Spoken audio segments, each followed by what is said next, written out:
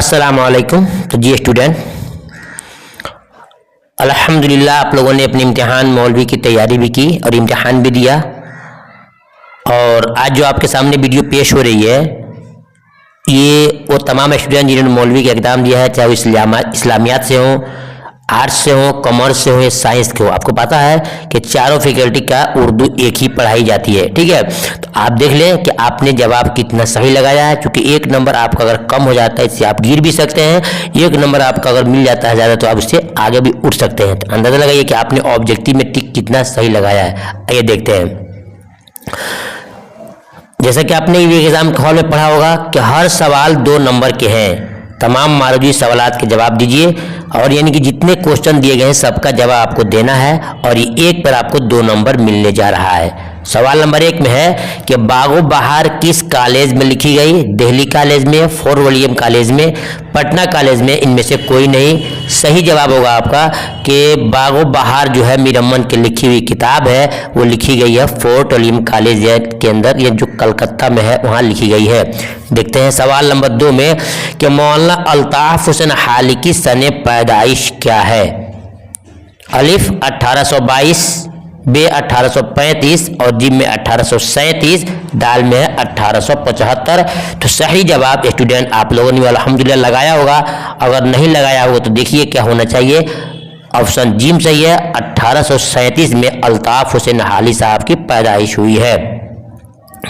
देखते हैं सवाल नंबर 3 में कि दरअसल कौन सी तसनीफ हाली की नहीं है? यानी जो 4 किताब यहाँ दी गई है, 4 किताबों में से कौन अल्ताफ हुसैन हाली की नहीं है? 1 यादगार गालिब, बे हयात सादी, जिम हयात जावेद और दाल में सीरतुन नबी।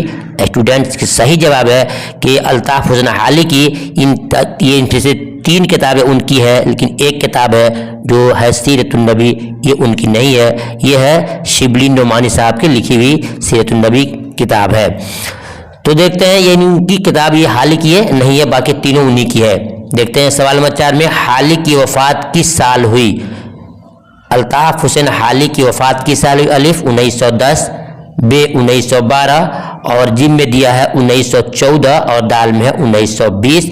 तो ऑप्शन 4 का सही जवाब होगा आपको जिम 1914 में, ठीक है। उसके बाद देखते हैं सवाल नंबर 5 में गजल के पहले शेर को क्या कहते हैं? गजल के पहले शेर को क्या कहते हैं? सही जवाब होगा ऑप्शन अलिफ। गजल के पहले शेर को हम मतला कहते हैं और गजल के आखिरी शेर को मक्ता कहते हैं। देखते हैं सवाल नंबर 6 में गजल किस जुबान का लफ्ज है? गजल किस जुबान का लफ्ज है? सही जवाब आपका होगा फारसी होगा। किसका होगा? फारसी होगा। अब देखते हैं सवाल नंबर 7 में मोइन अहसन जज़्बी की पैदाइश किस ज़िले में हुई? मोइन अहसन जज़्बी की पैदाइश किस ज़िले में हुई? अलीगढ़, मलिहाबाद और जिम में है बाराबंकी, दाल में है आजमगढ़। तो जिसने ये जवाब लगाया है, जिस स्टूडेंट ने मेरे पास क्वेश्चन भेजा है, ये जवाब गलत है। सही जवाब होगा दाल आजमगढ़ में इनकी पैदाइश हुई है। मोइन अहसन जज़्बी की पैदाइश किस जिले में हुई है? आजमगढ़ जिले में। देखते हैं सवाल नंबर 8 में किस शायर का ताल्लुक जज़्बी के मुआसरीन में नहीं है? मुआसरीन में नहीं है, इसका जवाब मुझे ज़रा कन्फ्यूजन हो रहा है। आप में से किसी स्टूडेंट को मालूम हो तो कमेंट में जरूर लिखिएगा ताकि मैं इसको जान जाऊं। देखते हैं सवाल नंबर 9 में दर्ज झैल में शिबली नुमानी की कौन सी तसनीफ है? कौन सी तसनीफ है? सनादीद आजम, गुलशन बेखार, सीरतुन नबी, नकातुश्शोरा। तो पूछ रहा है शिबली नुमानी की तसनीफ है। सही जवाब जिम सीरतुन नबी उनकी तसनीफ है। देखते हैं सवाल नंबर 10 में एहतशाम हुसैन का कौन सा मजमून आपके निसाब में शामिल है? ये क्वेश्चन नंबर 10 है। खौजी एक मुताला, अदब और समास, जिम है तनकीदी जायज़े और दाल में अफकार और मसाइल। सही जवाब क्वेश्चन नंबर 10 का होगा ऑप्शन अलिफ यानी खौजी एक मुताला, ये है आपके निसाब में शामिल है। देखते हैं सवाल नंबर 11 में कि अहमद जमल पाशा का ताल्लुक किस शहर से था? अहमद जमल पाशा का ताल्लुक किस शहर से था?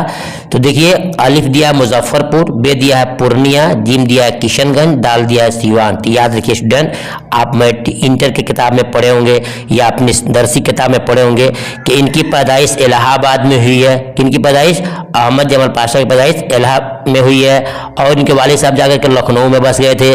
लेकिन ये कुछ दिनों के बाद कहाँ चले आए? सिवान में चले आए। कहाँ चले आए? सिवान में। तो सिवान में आ गए और सिवान में उनकी शादी भी हुई थी, सिवान ही में होकर रह गए और आखिर वक्त आया तो इनका इंतकाल पटना में हुआ और दफन भी सिवान में हुए। तो ये पूछ रहा है कि ताल्लुक किस शहर से था? तो आपका जवाब होगा सिवान। क्या होगा? सिवान से ये ताल्लुक रखते थे। ठीक है, देखते हैं सवाल नंबर 12 में ख्वाजा हसन निज़ामी की तख्लीक मच्छर का ताल्लुक किस सिन्फ से है? अफसाना है, इंशाइया है, नाविल है या फिर ड्रामा है? ये भी ऑप्शन जिस बच्चे ने लगाया है गलत है। इसका सही जवाब होगा आपका कि ख्वाजा हसन निज़ामी की तख्लीक जो मच्छर जो मजमून है वो है इंशाइया। क्या है? इंशाइया है, यानी ऑप्शन बी इसका सही जवाब है। देखते हैं सवाल नंबर 13 में वक्त का तराना। वक्त का तराना किस शायर की नज़म है? अल्लामा इकबाल, अली सरदार जाफरी, नज़ीर अकबर आबादी, दाल में है नाम राशिद लिखा। ठीक है, तो ये ऑप्शन नंबर जो अलिफ लगाया गया है क्वेश्चन 13 का जो गलत है। सही जवाब होगा आपका ऑप्शन नंबर बी, यानी कि अली सरदार जाफरी का है, अली सरदार जाफरी का है। ठीक है, तराना। अब देखते हैं सवाल नंबर 14 में मीर तक़ी मीर किस वजह से मशहूर है? मीर तक़ी मीर किस सिन्फ की वजह से मशहूर है? तो बताया गया है कि मीर तक़ी मीर जो है ये अपने ज़माने के बादशाह माने जाते थे। किस चीज़ का? गज़ल का, यानी गज़ल गोई से क्या है ये मशहूर है। ठीक है, अब देखते हैं सवाल नंबर 15। सवाल नंबर 15 जो आज के इस आपके क्वेश्चन का आखिरी क्वेश्चन होगा। अली सरदार जाफरी की वफात कब हुई? 1998, 1999 और फिर लिखा है 2000 और लिखा है 2001।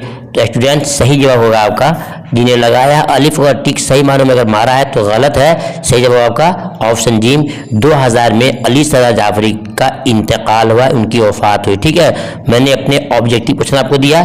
ठीक है, उम्मीद करता हूं कि इससे आपको मुतमईन हो गए होंगे। मैं आपसे गुजारिश करूंगा कि बहुत सारे बच्चे ऐसे हैं जो इसके अपन तलाश में होंगे कि हमको कैसे आंसर शीट मिला ले, आप वहाँ तक शेयर कर दीजिएगा। सब्जेक्टिव क्वेश्चन में वक्त ज़ाया करने से फ़ायदा क्या, चूँकि वक्त निकल चुका है, इसलिए आपको दिखाना था कि आपने ऑब्जेक्टिव क्वेश्चन में कितना सही जवाब लगाया था।